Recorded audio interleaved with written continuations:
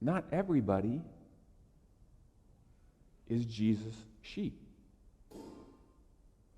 And that should give us pause, right?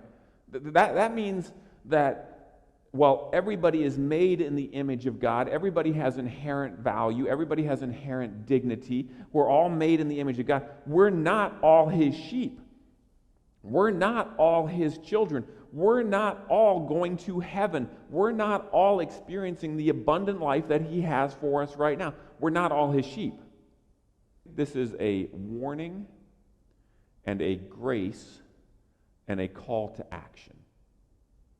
The warning is hey, don't believe the vague platitudes given at funerals and after natural disasters or national disasters.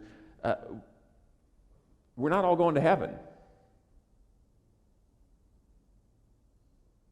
That's just reality. We might wish it was different. We might wish and pray for universalism, but you know who says more about hell than anybody? It's Jesus. So we should be warned. But it's also a grace. Because guess what? If you're sitting in here today, there's a very good chance that you're one of His sheep. That you've heard His voice, that He's enabled you to believe. And the grace is He wants you to believe, and you're going to see this in this text, that He's going to do all these things to help you believe. And this is amazing.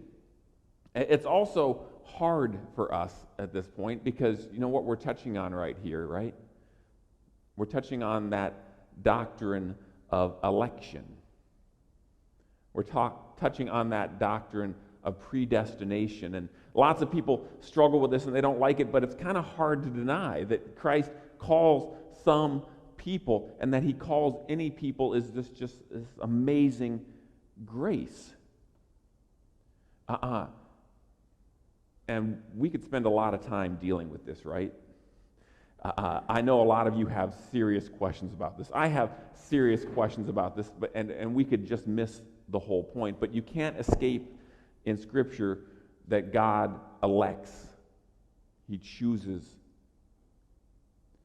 And I would just say that it's important to realize that that is not exclusive of our choice, because Scripture is also clear that there is free will, that we choose.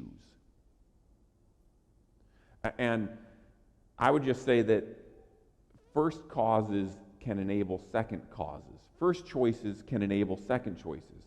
God's choice enables our choice.